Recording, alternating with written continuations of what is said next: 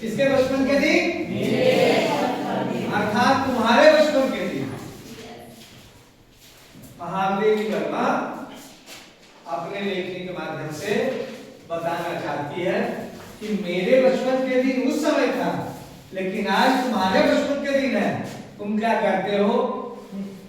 मेरे माध्यम से समझो, तुम मेरे जैसा हो या नहीं हो ये समझो। अगर मेरे जैसा नहीं हो तो मेरे जैसा बनने का प्रयास करो। ये महादेवी वर्मा कहती हैं अपने लेखनी के माध्यम से। हम लोगों ने पढ़ा था पिछले कि परिवार में बाबा फारसी और उर्दू जानते थे, पिता ने अंग्रेजी पढ़ी थी, हिंदी का कोई वातावरण नहीं था उनके यहाँ। उनके परिवार में उनके दादाजी उर्दू और फारसी जानते थे, उनके पिताजी अंग्रेजी जानते थे। हिंदी का कोई वातावरण उनके घर में नहीं था। मेरी माता जबलपुर से आई तब वे अपने साथ हिंदी लाई। वे पूजा पाठ भी बहुत करती थी। पहले उन्होंने मुझको पंचतंत्र पढ़ना सिखाया। लेखिका कहती है कि मेरी माता जबलपुर से आई। कहाँ जबलपुर है? भोपाल। कहाँ है? भोपाल। भोपाल। भोपाल कहाँ है? मध्य प्रदेश है ना। मध्य प्रदेश की राजधानी कहाँ है? भोपाल। और वहीं जबलपुर है, आसपास में ही है, होगा 100-200 किलोमीटर जितना भी हो, माने कि मध्य प्रदेश में जबलपुर है। तो जबलपुर से आई थी इनकी माता जी, लेखिका महादेवी वर्मा की माता जी कहाँ आई थी? भोपाल से आई थी। तो हिंदी जानती थी और पंचतंत्र भी महादेवी वर्मा को पढ़ना सिखाया। बाबा कहते हैं इसको हम विदुषी बनाएंगे। मेरे संबंध में उनका विचार बहुत ऊंचा था। बाबा बने उनके दादाजी कहते थे कि इसको हम क्या बनाएंगे? विदुषी। विदुषी किसको करते हैं? जो महिला जो विद्वान बनती है उसको विदुषी करते हैं, और जो पुरुष विद्वान बनता है उसको विदुषा करते हैं। तो उसे विदुषी बनाएंगे। किसने कहा? उसके बाबा जी ने कहा। बाबा जी ऊंचा सोचते थे महादेवी वर्मा, इसको बहुत बड़ा बनाएंगे। इसलिए पंचतंत्र भी पढ़ा मैंने, संस्कृत भी पढ़ी। ये अवश्य चाहते थे कि मैं उर्दू फारसी सीख लूं, लेकिन वह मेरे बस की नहीं थी। बाबा जी यह भी चाहते थे कि उर्दू फारसी भी सीख ले। देखो भाषा सीखना कोई बुरा बात नहीं, जितना भाषा का ज्ञान तेरे पास में होगा ना उतना ही अच्छा होगा। हमारे जो प्रधानमंत्री थे स्वर्गीय नरसिंह राव 22 भाषा जानते थे, समझा ना। तो जहां हम जाएंगे, मान के चलो बंगाल जाते हैं, हम बंगाल चले गए और वहां पर हिंदी कोई नहीं जानता है और वहां पर खाली बंगला जानता है और बंगला बोलता है, तो हम समझेंगे कि वो हिंदी जानते हैं क्या? तो बांग्ला भाषा समझ करके अपना काम कर सकते हैं ना। उसी तरह से मान के चलो मैं भोजपुर चला गया, तो भोजपुरी अगर हम जानते हैं तो हम बोलेंगे भोजपुरी। उसके साथ में किसी का भी अपना लैंग्वेज हो, किसी का भी अगर उसके लैंग्वेज को तुम बोलती हो, उसके भाषा को बोलती हो, उसको अच्छा लगता है ना। और तुम्हें वह प्रतिष्ठा देता है, इज्जत देता है, तुम्हें अपना बनाता है। और तुम वहां पर जाकर के केवल अपना भाषा बोलेगा, जहां पर कोई उसका भाषा नहीं बोलता है या तुम्हारा भाषा वहां पर कोई नहीं बोलता है, केवल अपना भाषा बोलेगा तुम, तो तुम्हारी भाषा को नहीं समझ सकेगा और तुम्हारा काम होने वाला भी बिगड़ जाएगा। बोलो बाहर का आया ना उसका, लेकिन अगर उसकी भाषा को जानते हो तो तुम्हें वह इज्जत प्रतिष्ठा देगा और तुम्हारा मान सम्मान देगा, तुम्हारा काम भी हो जाएगा। इसीलिए भाषा का ज्ञान होना चाहिए। क्या होना चाहिए? भाषा का ज्ञान होना चाहिए। तो जितना भाषा जान सको अच्छा। तो उसके बाबा जी जानते थे उर्दू और फारसी भी सीख ले, लेकिन वह लेखिका के बस की नहीं थी। मैंने जब एक दिन मौलवी साहब को देखा तो बस दूसरे दिन मैं चारपाई के नीचे जा छिपी। मौलवी साहब को देखते ही कि उर्दू पढ़ाएंगे या उनका चेहरा को देखते ही वो कहाँ छुप गई? चारपाची किसको कहते हैं? खटिया। खटिया को करते हैं। कुछ छुप गई और सब खोजने लगी कहाँ है कहाँ, हमारी छुपी हुई है। तब पंडित जी आए संस्कृत पढ़ाने। माँ थोड़ी संस्कृत जानती थी, गीता में उसमें विशेष रुचि थी। पूजा पाठ के समय मैं भी बैठ जाती थी और संस्कृत सुनती थी। उसके उपरांत उन्होंने मिशन स्कूल में रख दिया। मुझको मिशन स्कूल में वातावरण दूसरा था। लेकर बताती है कि जब पंडित जी मौलाना साहब चले गए तो पंडित जी आए। पंडित जी आए, मेरी माँ संस्कृत भी जानती थी, पूजा करती थी, गीता का पाठ भी करती थी, तो हम उसके साथ में बैठ जाते थे और कुछ सुनते थे, समझते बुझते थे। तो संस्कृत पढ़ाने के लिए आए तो हमको कोई अनिजी फील नहीं हुआ और मैं पढ़ी। उसके बाद मैं कहाँ चली गई? मिशन स्कूल में। वहाँ पर मेरा नाम लिखा दिया गया। वहाँ का वातावरण कुछ और था, वहाँ प्रार्थना भी दूसरी थी, मेरा मन नहीं लगा। मैं दूसरी थी, मेरा मन नहीं लगा, वहाँ जाना बंद कर दिया। जाने में रोने धोने लगी। तब उन्होंने मुझे कास्टवेल गर्ल्स कॉलेज में भेजा, जहाँ मैं 5वें दर्जे में भर्ती हुई। वो मिशन स्कूल में गई, लेकिन वहाँ पर का वातावरण में लेखिका को अच्छा नहीं लगा और वहाँ जाने से इनकार कर चली गया। सब तुम देखा होगा, जब छोटा बच्चा को तुम स्कूल भेजता होगा, या तुम भी जब छोटा होगा, तुम्हें याद नहीं है, लेकिन तुम देखना कि तुम्हारे भाई बहन छोटे होंगे या अगल बगल कोई बच्चे होंगे, जब उसको स्कूल भेजा जाता है तो खूब होता है उसको, जैसे लगता है खींच करके, जैसे बकरी को ले जाते हैं वैसे उसको खींच करके ले जाएंगे, तब जाएगा। तो तुम आगे ले जाएगा तो पीछे जाएगा। और होता इतना है, करना ही नहीं है। लेकिन वही बच्चा स्कूल में रख करके छोड़ करके भागा, वहां पर स्कूल में रहेगा, एक दो दिन रोएगा, लेकिन अगर इस तरह से तुम बार बार करते हो तो वहां पर उसका दोस्ती हो जाता है, क्योंकि उसके उम्र के बच्चे रहते हैं बहुत सारे, और उससे घुल मिल करके दोस्ती हो जाता है। टीचर उसको चॉकलेट वगैरह देते हैं और उस तरह से उसको बना करके पढ़ाते हैं, और इस तरह से उसका आदत बन जाता है और स्कूल जाने लगता है, क्योंकि उसको वहां पर क्या मिल जाता है? साथी मिल जाता है, उसका दोस्त बन जाता है। अब वहां पर घर में अपना अकेला बच्चा दो तीन को लिखवा, बहुत सारे बच्चे जिसके साथ वो खेलता रहता है, सारा सुविधा मिलता है। इस तरह से बच्चे वहां जाने लगते हैं। लेकिन यह भी बताती है कि जब मैं 5वें दर्जे में भर्ती हुई, यहाँ का वातावरण बहुत अच्छा था। उस समय हिंदू लड़कियां भी थी, ईसाई लड़कियां भी थी, हम लोगों का एक ही मेस था। उस मेस में प्याज तक नहीं बनता, तो वहाँ का वातावरण बहुत अच्छा था। हिंदू लड़कियां, ईसाई लड़कियां सभी वहाँ पर थे। वहाँ का मेस ऐसा था कि वहाँ पर प्याज तक नहीं पड़ता था। और उस जमाने में उस जमाने में हिंदू घराने में प्याज भी वर्जित था। मांस मछली तो वर्जित था ही, लेकिन प्याज भी वर्जित था। तो लेखिका के घर में मांस मछली नहीं बनता हो, निरामिष होगी। हाँ, निरामिष मतलब मांस नहीं खाने वाला, मतलब शाकाहारी होगी। प्याज लहसुन भी नहीं पड़ता था। मुझे याद है कि हमारी दादी हुआ करती थी, तो शादी विवाह में हम लोग यहाँ प्याज नहीं पड़ता था। कोई फंक्शन होता था तो प्याज या लहसुन नहीं पड़ता था, मुझे याद है। और लेखिका तो आज की बात है, पहले की बात है, तो उस हॉस्टल में प्याज भी नहीं पड़ता था। वहाँ छात्रावास के हर एक कमरे में हम 4 छात्राएं रहती थी। वहाँ का जो छात्रावास था उसका एक ही कमरा में 4 छात्राएं रहती थी। उनमें पहली की साथी सुभद्रा ने, उसकी पहली साथी, पहली जो सहेली मिली वो थी सुभद्रा कुमारी चौहान। वो बहुत बड़ी कवित्री हुई। 7वें दर्जे में वे मुझसे 2 साल सीनियर थी। वे कविता लिखती थी और मैं भी बचपन के से तू मिला थी। ये क्या करती, वो 7वें दर्जे की थी और ये 5वें दर्जे की। जैसे तुम देखो कि अभी कोई तुम नमा में है तो कोई 7वां में है कि नहीं है? yes. है, लेकिन खेलते तो एक ही जगह सब हो। yes. ठीक उसी प्रकार जब लेखिका वहां पर गई, वहां उनका नामांकन हुआ, तो जो रूम मिला था, रूममेट बनी, वो बनी सुभद्रा कुमारी चौहान।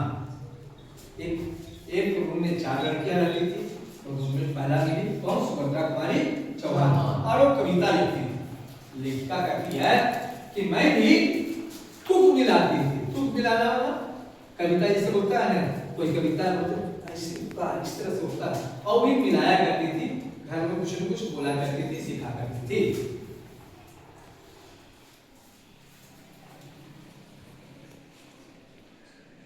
तुक मिलाती थी। बचपन में माँ लिखती थी, पद भी गाती थी। कहती है कि बचपन में माँ लिखती थी और पद भी गाती थी। मीरा के पद विशेष रूप से गाती थी। सवेरे जागिए कृपा निधान पंछी बोले, है ना? सवेरे गाती थी क्या? जागिए कृपा निधान पंछी बन बोले, पंछी बन बोले, जागिए कृपा निधान पंछी बन बोले, यही सुना जाता था। प्रभाती गाती थी, शाम को मीरा का कोई पद गाती थी। सुन सुन करके मैंने भी मेरी भाषा में लिखना आरंभ किया। अब माँ का देखा देखी स्वाभाविक बच्चे करते हैं, है ना? क्योंकि माँ जो होती है बच्चे की पहला गुरु होती है। इतिहास उठा करके देख लेगा, तुम हमारे जो वीर सिंह शिवाजी सिंह थी, उनकी माँ पहली गुरु थी। थॉमस एडिसन, उनको स्कूल से निकाल दिया गया था, तो उनकी माँ बोली कि मैं तुम्हें पढ़ाऊंगा, और उनको पढ़ा करके आज वो बिजली के बने, बल्ब के आविष्कारक बने। तो इस तरह से माँ जो होती है ना, पहली गुरु होती है। तुमको जब छोटा था तुम, तो जब खाना बनाती थी, रोटी बनाती थी, तुम्हारी माँ अगर पढ़ी लिखी होगी तो तुम्हें याद होगा कि जब खाना बनाती थी तो तुमको बगल में बैठा लेती थी, पढ़ो ABCD लिखो, क लिखो, और कुछ जहाँ गलती किया तो बेलना से नहीं लगता, भी बेलना लग जाता, तो मरम्मत भी हो जाता था, तो ठीक भी हो जाता था। ऐसा ही होता है। तो माँ ब्रजभाषा में वो पद गाती थी मीरा के, तो सुन सुन करके मैंने भी ब्रजभाषा में लिखना आरंभ किया। यहाँ आकर के देखा कि सुभद्रा कुमारी जी खड़ी बोली में लिखती है, मैं भी वैसा ही लिखने लगी। तो देखा देखी प्रभाव पड़ता। तुम इतने बच्चे हो, कहीं लठेल से आए हो, कहीं कथा से आए हो, कहीं लंका से हो, आदमपुर से, जगह जगह से आया हो ना, एक जगह करते हुआ उसमें से कोई तेज भी है, कोई थोड़ा सा मध्यम भी है, कोई ज्यादा तेज भी है। हाँ, तो इस तरह से क्या हुआ कि तुम्हारा एक माहौल बना, तुम्हारा दोस्ती हुआ। अगर तुम्हारा दोस्ती तेज लड़का के साथ हो गया तो तुम्हारा तेज हो जाएगा, अगर तुम्हारा दोस्ती गलत लड़का के साथ हो तो गलत बन जाएगा। इसलिए हमेशा अच्छे के साथ में दोस्ती करना चाहिए, और जो कमजोर है उसको तो खास करके जो तेज लड़का है उसके साथ में दोस्ती करना चाहिए। क्यों? कि मैं भी तेज हो जाऊं, है ना? कबीरा संगत की शादी का जो गंदी को बात जो की गति देते हैं, वो भी बात सुभाष। तो हम जिसके संसर्ग में रहेंगे, जिसके साथ में रहेंगे, वैसा बनेंगे। एक पुराना कहावत है, कहा गया चोर चोर को सिरा है। अगर चोर के साथ में रहेगा तो भी चोरी करने की सीख है, इसीलिए कहा गया चोर चोर को सिरा। अगर अच्छा के साथ में रहेंगे, सज्जन पुरुष के साथ में रहेगा तो मैं भी सज्जन बन जाऊंगा। तो इसलिए तुम्हें किसके साथ में रहना चाहिए? तेज लड़कों के साथ में। और तेज लड़कों को भी चाहिए कि हम इसे कुछ बताएं ताकि ये भी तेज हो। अच्छा, कहीं मैट्रिक में बंधन है तो फर्स्ट एक ही को लड़का करेगा? नहीं, फर्स्ट को जितना लड़का 50 लड़का 100 लड़का सभी लड़का फर्स्ट कर सकता, कोई दिक्कत है? नहीं। तो हम उसको बताने में क्या दिक्कत है? मेरा साथ साथ रहेगा, मेरा घर का रहेगा, हम दोनों काम करने के लिए जाएंगे, दोनों पढ़े करके IAS बनेंगे, एक चतरा का बन जाएगा, एक बन जाएगा। हजारी बात है, क्या दिक्कत है कि नहीं? इसलिए हमें नीचे वाला का भी उठाना चाहिए। अगर नीचे वाले उठते हैं तो हमें उससे मजबूती मिलती है, मेरा सहयोगी होता है, मेरा पार्टनर होता है, मेरा विपत्ति काल में मेरा सहयोगी होता है। इसलिए क्योंकि वो चाहता है कि अगर हमको ये लड़का बताता नहीं तो मैं आज इस जगह पर हूँ नहीं रहता। इसलिए तुम्हारा वह पिलर का काम करेगा, तुम्हारा बैकबोन होगा, तुम्हारा मजबूती होगा। इसलिए हमें उठाना चाहिए, और उस लड़के को भी चाहिए कि इसे मैंने उठाया है, इसको अच्छा से उठाओ, मैं भी बनूं, ये भी बने, और नीचे वाला को भी चाहिए कि हम भी इसका समय आने पर मदद करेंगे, इसका पैर नहीं खींचेंगे। ऐसा उसमें भावना होना चाहिए। इसीलिए यहाँ पर महादेवी वर्मा लिखती है कि सुभद्रा कुमारी जो चौहान थी खड़ी बोली ले लेती थी, मैं भी वैसा ही लिखने लगी। लेकिन सुभद्रा जी बड़ी थी, प्रतिष्ठित हो चुकी थी, उसने छिपा छिपा कर, उनसे छिपा छिपा करके लिखती थी। मैं एक दिन उन्होंने कहा, महादेवी तुम कविता लिखती हो? एक दिन की बात है, सुभद्रा कुमारी को पता चल गया ये भी कविता लिखती है। लेकिन महादेवी वर्मा को ही बताई नहीं थी कि मैं भी लिखती हूँ, ऐसा बताई नहीं थी। लेकिन जब सुभद्रा कुमारी चौहान को पता चला कि ये कविता लिखती है, तब क्या किया उन्होंने? उनसे पूछा, तुम कविता लिखती हो? तुम भी लिखती हो?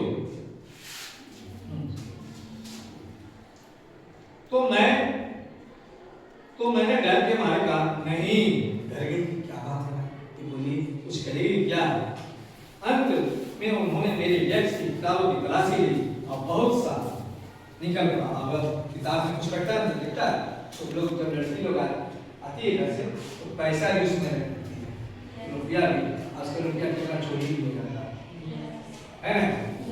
तो उसका आदत है, उसको रखने तो कुछ पकड़ तो होता नहीं है लड़के के जैसा, तो जितना भी चीज है सब उसी के में रख देती है। दबा अगर महादेवी वर्मा और डेस्क में जैसे डेस्क लिया तुम्हारा, इसके नीचे जो है उससे निकाल करके देखिए, आप देखने के बाद पलना पर करके देखिए तो बहुत सारा कविता मिल गया।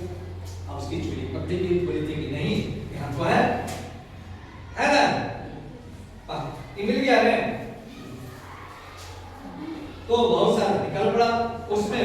वैसे तब जैसे किसी अपराधी को पकड़ते हैं, ऐसे उन्होंने एक हाथ में कागज लिए और एक हाथ से उसको पकड़ा, पूरे होस्टल में दिखाई कि कविता लिखी है। फिर हम दोनों की मित्रता हो गई और एक हाथ में उसके सर से पकड़ा और एक हाथ में वो कविता ली और खींच के पूरा होस्टल में चारों तरफ घुमाई। देखो देखो महादेवी वर्मा कविता लिखी, इस तरह से पूरा चला करके बोली।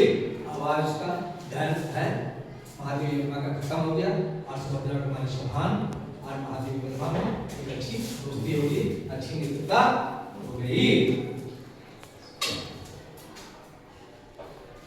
प्राप्त में एक पेड़ की डाल नीचे थी, उस डाल पर हम लोग बैठ जाते थे और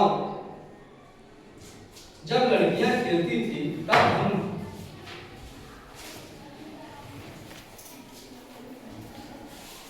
लोग तुक मिलाते थे। उस समय एक पत्रिका निकलती थी स्त्री दर्पण, उसी में भेज देते थे अपनी तुकबंदी छप हुई जाती थी।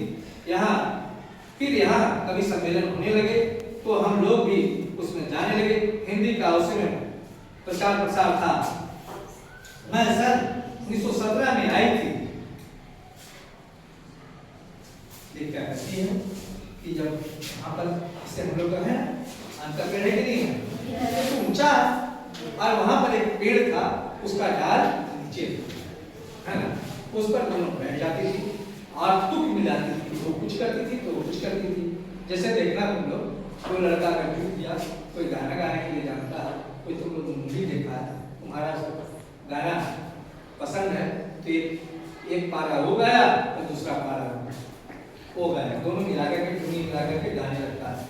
पहला वाला तुम, दूसरा वाला वो, तीसरा वाला वो, चौथा वाला वो, इस तरह से दोनों गाने लगता है। उसी तरह से दोनों बैठ करके कविता की तुकबंदी किया करती थी।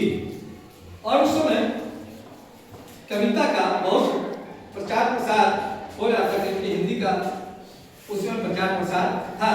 मैं सन 1917 में यहाँ आई थी। उसके उपरांत गांधी जी का सत्याग्रह आरंभ हो गया और आनंद भवन स्वतंत्रता के संघर्ष का केंद्र हो गया।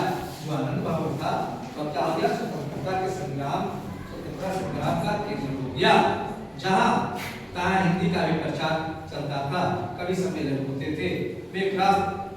वेट से मैडम हमको साथ लेकर के जाती थी, हम कविता सुनाते थे। हरियाव जी अध्यक्ष थे, हरियाव जी बहुत बड़े कवि थे, आज भी है। और मैडम के साथ में हम जाते थे, मैडम हमें ले जाती थी और हरिऔध जी वो जो कविता का जो सम्मेलन होता था उसके अध्यक्ष हुआ करते थे और उसमें जाकर के मुझे भी मौका मिलता था। कभी श्रीधर पाठक होते थे अध्यक्ष, कभी रत्नाकर जी होते थे, कभी कोई और होता था। कब हमारा नाम पुकारा जाए बेचैनी से सुनते करते थे। मुझे प्राय प्रथम पुरस्कार मिलता था, सो से कम पदक नहीं मिले होंगे। ये क्या कहती है कि मैं जब जाती थी तो मुझे बेचैनी सी लगती थी कि मेरा नाम कब आएगा, मेरा नाम कब आएगा। अभी अभी 2-3 दिन पहले हुआ ना निबंध पत्र प्रतियोगिता, और क्या हुआ था, एक चित्रांकन प्रतियोगिता के बारे में बताया गया था और उसमें कुछ प्राइज भी मिला। यहाँ नहीं मिला लेकिन किसी किसी कार्यक्रम में मिलता है ना, तो लगता है कि जो लड़का तेज रहता है, जो जानता है, वो चाहता है कि मेरा नंबर कब आएगा, हम कब मंच पर जाएंगे। ऐसा तो इन सबको होना चाहिए। कोई भाषण देना है तो हम कब देंगे, इस तरह की बेचैनी उनमें होनी चाहिए। अगर इस तरह की बेचैनी होगी ना, उसके लिए पहले से तैयारी करेगा, घर में तैयारी करेगा और उसका प्रैक्टिस करेगा, अभ्यास करेगा और मंच पर करके आगे बोलेगा। कोई बच्चा कभी नहीं बोला है, जब मंच पर आता है ना उसका पैर पूरे इस तरह से कांपने लगता है, डर लगता है और वो झिझक, वो डर कैसे दूर होगा जब तुम लोग प्रैक्टिस करेगा। लेखिका बोलती है कि मैंने 100 पदक जीते थे, 100 पुरस्कार मुझे मिला था, ऐसा बताती है और मिला था। समझ गया ना? तो इस तरह से तुम्हें भी बनना है और तुम कब बनेगा, जब तुम ध्यान देगा पढ़ने में, सोचेगा समझेगा और इसके लिए काम करेगा, तब तुम जरूर बनेगा। यही जीवन है और तुम इसीलिए आया है विद्यालय में, आगे बढ़ने के लिए आया है, आगे बढ़ कर तुम तरक्की करने के लिए आया है। तो तुम्हें अच्छा ढंग से पढ़ना चाहिए, अच्छे का संगत करना चाहिए, तभी तुम आगे बढ़ेगा। चलो आज इतना ही, धन्यवाद।